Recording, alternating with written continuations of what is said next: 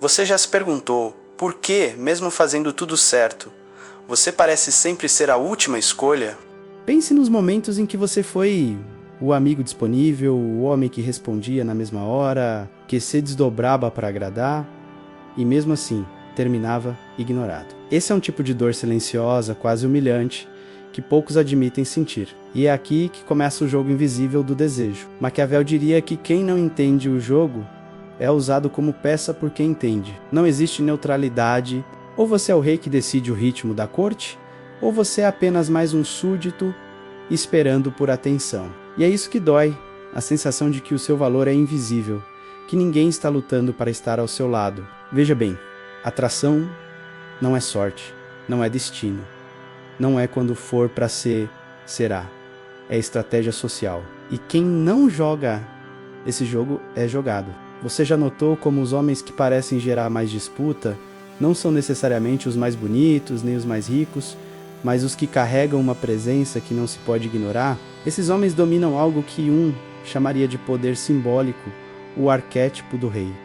Não é sobre gritar autoridade, é sobre ser a referência silenciosa que organiza o caos ao redor. O problema é que a maioria vive como se fosse um livro com todas as páginas abertas, se explicando, se justificando, se oferecendo, e ninguém disputa o que está de graça. É por isso que tantas mulheres passam direto pelos homens certinhos e se voltam para aqueles que parecem inalcançáveis. Não é que elas busquem sofrimento, é que o mistério e a raridade são a faísca que acende o inconsciente. Hoje você vai descobrir por que as mulheres não disputam homens previsíveis e como se tornar o tipo de homem que gera disputa sem mendigar atenção. Não estamos falando de truques baratos ou jogos de manipulação.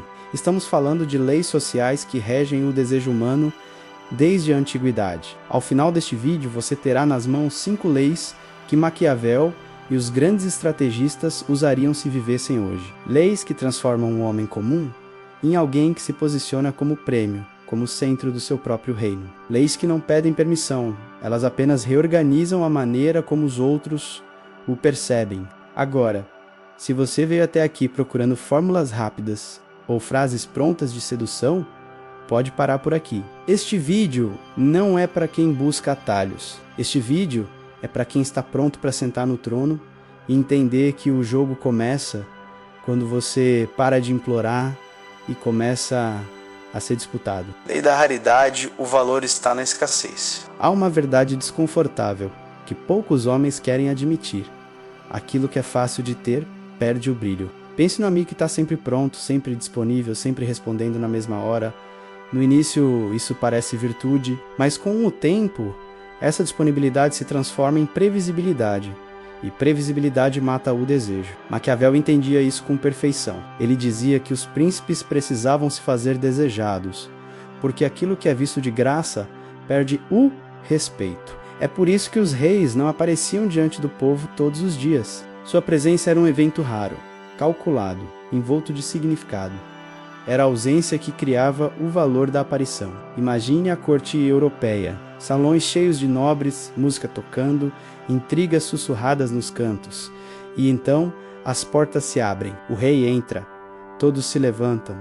Silêncio absoluto. Um único olhar dele bastava para mover todo o salão. Isso não acontecia porque ele gritava ordens a cada instante, mas porque ele aparecia no momento exato, na hora em que sua presença fazia diferença. É isso que você precisa entender. Quando você se entrega sem critério, quando está sempre à disposição, você retira o valor da sua própria presença. O outro não sente necessidade de lutar pelo seu tempo, porque você já está ali, como uma mercadoria em liquidação, esperando por alguém que a pegue. Escassez é um lembrete de valor. Quando você aprende a criar espaço, menos a responder no seu tempo, a não estar sempre no mesmo lugar, esperando menos, algo muda na percepção do outro. O silêncio começa a pesar, a ausência começa a gerar busca. É neste espaço que o desejo cresce. A escassez não é ausência completa, é presença estratégica. É aparecer quando sua presença importa, não quando está implorando por atenção. É deixar que o outro sinta o espaço que você deixou e perceba que ele não é facilmente preenchido. E quando você faz isso de forma consistente, algo acontece dentro de você. Você para de se sentir mendigo de atenção. Você percebe que o seu valor não está em ser acessível o tempo todo, mas em ser seletivo. É nessa seletividade que nasce o respeito. Quando você se posiciona como recurso raro, as pessoas começam a se organizar ao seu redor. Elas ajustam o ritmo delas para caber no seu. É assim que o jogo muda. Lei do mistério. O inconsciente precisa de enigmas. Há algo no ser humano que é irresistivelmente atraído pelo que não entende completamente. O que é totalmente revelado perde a força de fascínio. O mistério é a chama que mantém a atenção acesa. É o espaço vazio que convida o outro a preencher com imaginação. Jung chamaria isso de o chamado da sombra. Menos aquilo que não é totalmente claro, mas que desperta algo profundo e arquetípico no inconsciente. O mistério faz com que a mente trabalhe. Faça perguntas, procure respostas. E cada pergunta aumenta o magnetismo. Olhe para os grandes ícones da sedução ao longo da história. Não eram os que despejavam sua vida inteira de uma vez, mas aqueles que mantinham algo inacessível. O mistério é o que cria camadas, o que faz alguém querer voltar para descobrir o que mais existe ali. Revelar tudo no início, contar sua história inteira na primeira conversa, abrir suas vulnerabilidades de forma imediata, é como entregar o final do livro antes do primeiro capítulo. Não há mais o que descobrir, não há mais por que voltar às páginas. Manter o mistério não é manipulação, é respeito pelo processo do desejo. É revelar em camadas, dar pistas, permitir que o outro descubra aos poucos quem você é falar o suficiente para instigar, mas não o suficiente para saciar. Pense em um filme que prende você do começo ao fim. Ele não te dá todas as respostas na primeira cena, ele deixa perguntas no ar, te conduz, te envolve, faz você sentir que está participando de algo maior. É assim também no jogo da atração. Quando existe algo a ser desvendado, o interesse permanece vivo. O homem que não tem mistério se torna previsível, e o previsível é descartado pelo inconsciente que busca estímulo. Ser um enigma é se tornar inesgotável, é fazer com que a cada encontro exista algo novo a ser descoberto, algo que só será revelado se o outro tiver paciência para continuar.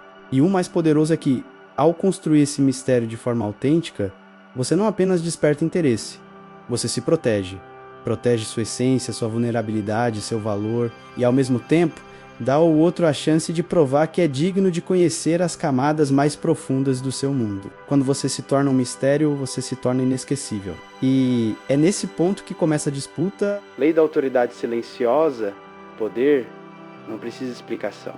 Há um instante quase imperceptível, em que o respeito é ganho ou perdido. Ele acontece quando alguém questiona suas escolhas, seu comportamento, ou mesmo sua presença. E você sente aquela vontade de se explicar, de justificar, de mostrar que não fez nada de errado. É nesse momento que muitos homens entregam o próprio poder. Maquiavel entendia que a autoridade se esvai quando você fala demais. Ele dizia que governantes que precisam se explicar para cada decisão não governam mais. Eles pedem permissão. E pedir permissão é o primeiro passo para perder o trono. Olhe para os imperadores romanos. Suas ordens eram comunicadas de forma breve, às vezes apenas com um gesto de mão. Não havia discursos de desculpas. O silêncio deles pesava mais do que 1000 argumentos. Esse silêncio não era vazio, era carregado de presença. O homem que se justifica o tempo todo passa uma mensagem consciente. Eu preciso que você acredite em mim, para que eu me sinta válido. Mas o homem que sabe quem é, que tem clareza sobre suas decisões, não sente necessidade de convencer ninguém. Ele permite que o silêncio faça o trabalho de mostrar que está no controle. Há algo profundamente magnético em alguém que não entra em pânico para explicar tudo. Pense na última vez que alguém respondeu ao seu questionamento apenas com um olhar firme ou com uma frase curta. O silêncio posterior provavelmente foi mais impactante do que qualquer explicação longa. Essa autoridade silenciosa não é frieza, é confiança. É entender que a sua energia vale mais do que a opinião alheia. Quando você fala menos, cada palavra que você escolhe dizer pesa mais. Quando você não cede ao impulso de se justificar, Você mostra que não precisa de aprovação. E aos poucos, as pessoas ao seu redor começam a ajustar o comportamento. Elas medem melhor as palavras antes de se dirigirem a você. Elas param de testar seus limites de forma tão aberta, porque percebem que você não é alguém que precisa provar o próprio valor. Você já está sentado no seu trono. Autoridade silenciosa é isso. Não levantar a voz para ser ouvido, mas fazer com que cada gesto carregue significado. E quando você domina essa lei, descobre que não precisa gritar para que o mundo escute. Lei do caos controlado, manter o jogo vivo.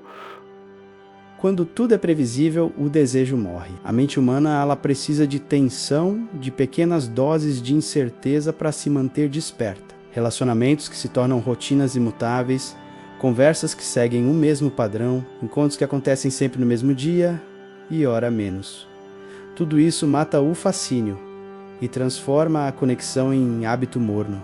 Nietzsche dizia que é preciso ter dentro de si um caos para dar à luz uma estrela dançante. É esse caos menos controlado, dosado, que mantém as relações vivas. É a sensação de que algo pode surpreender, de que algo está em movimento. O homem que domina o caos controlado sabe quando introduzir novidade, quando quebrar um padrão, quando tirar o outro do conforto excessivo. Pense em grandes líderes ou estrategistas. Eles nunca permitiam que seus aliados ou inimigos soubessem exatamente qual seria o próximo passo. Havia sempre uma carta não revelada, uma possibilidade de mudança que mantinha todos atentos. Esse elemento de imprevisibilidade fazia parte do jogo de poder.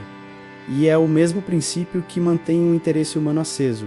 Quando você se torna absolutamente previsível, o outro pode te colocar numa gaveta mental e te esquecer. Mas quando você muda o ritmo, quebra a sequência esperada, você obriga a mente do outro a se ajustar de novo, a prestar atenção.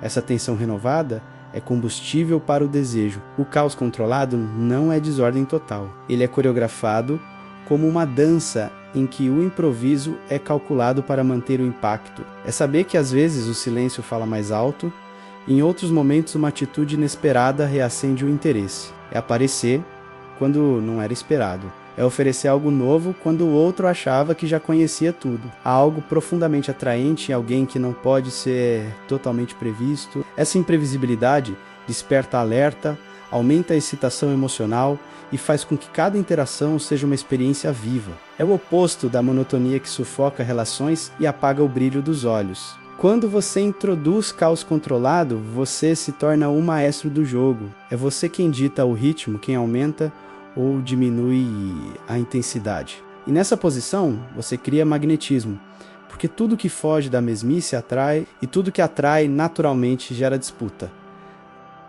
Lei da soberania interior, ser o prêmio. A raiz da fraqueza de muitos homens está em colocar o outro como centro do próprio mundo. A vida deles gira em torno de ser escolhido, de agradar, de conquistar aprovação. Esse é o caminho mais rápido para perder o respeito, porque quem vive para ser escolhido se coloca na posição de súdito, não de rei. Maquiavel diria que o verdadeiro príncipe não implora para ser aceito. Ele se torna a referência que os outros buscam. Ele constrói um reino tão sólido, tão repleto de propósito, que estar ao seu lado é visto como privilégio. É essa inversão que muda todo o jogo. Não é você competindo por atenção, são os outros competindo pelo direito de estar no seu espaço. Homens que possuem vida rica em propósito têm esse magnetismo natural. Não é algo que precisa ser forçado. Quando alguém está ocupado construindo algo maior, crescendo, criando, deixando uma marca no mundo, ele emana um tipo de presença que não pode ser ignorada. O foco dele não está na aprovação externa, mas na própria expansão. Pense em alguém que você admira profundamente. É provável que essa pessoa tenha uma vida que vai além de relações superficiais. Ela tem ambições, projetos, paixões, e é exatamente isso que faz com que você queira se aproximar.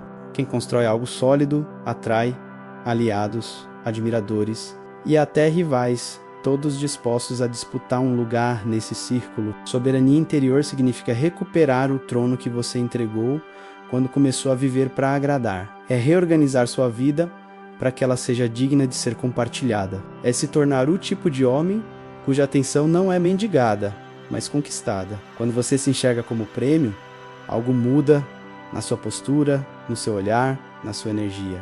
Você deixa de se curvar diante das expectativas alheias e começa a filtrar quem entra no seu reino. Você passa a exigir valor em troca de valor, presença em troca de presença. E essa mudança é sentida, de repente os outros começam a se esforçar para estar ao seu lado. Não porque você pediu, mas porque você se tornou escasso, magnético e carregado de propósito. É aí que a disputa começa menos. E você percebe que não é sobre correr atrás de ninguém, mas sobre atrair quem está pronto para somar ao que você construiu. Chegamos ao ponto crucial. Tudo o que você ouviu até aqui não é uma lista de truques para impressionar, mas uma mudança de estrutura mental. Não é sobre agradar para ser escolhido. É sobre se transformar no tipo de homem que inevitavelmente é disputado. Estas 5 leis: raridade, mistério, autoridade silenciosa, caos controlado e soberania interior não são invenções modernas. São princípios que governam o jogo social desde a antiguidade. Maquiavel sabia que o poder se mantém pela percepção e que o homem que se posiciona de forma estratégica reorganiza o tabuleiro ao seu redor. E quero te confessar algo. Eu já fui esse homem que você talvez seja hoje, o cara disponível, previsível, tentando provar valor em cada mensagem. E tudo que eu ganhava em troca era silêncio, desinteresse e rejeição. Foi quando comecei a aplicar essas leis que tudo mudou. Não da noite para o dia, não sem desconforto menos, mas aos poucos eu me tornei alguém que não precisava correr atrás de atenção, porque havia construído uma vida que valia a pena disputar. Schopenhauer dizia que a vontade governa o mundo, e o homem que governa a própria vontade, governa também sua vida. Quando você controla seus impulsos, quando deixa de reagir de forma automática, quando constrói uma vida tão rica que se torna impossível de ser ignorado, você passa de peça a jogador. Você deixa de ser peão e assume o lugar que sempre foi seu, o trono. Mas essa transição exige algo de você, exige que você abra mão do papel de vítima, do hábito de implorar atenção, da ansiedade de ser validado. Exige que você escolha, hoje, qual dessas leis vai aplicar primeiro. Uma única mudança de comportamento pode ser suficiente para virar o jogo. E aqui está o ponto. Se você quer continuar essa jornada de reconstruir sua mentalidade e se tornar o rei do seu próprio reino, se inscreva no canal agora. Não porque eu quero mais um número, mas porque este é o próximo passo lógico para quem quer sair da mediocridade emocional e assumir o controle da própria vida. E me diga nos comentários, qual dessas leis foi uma bofetada para você? Qual delas você sabe que precisa aplicar imediatamente? Eu leio cada comentário e quero ver o que despertou em você. Por hoje é isso, até a próxima.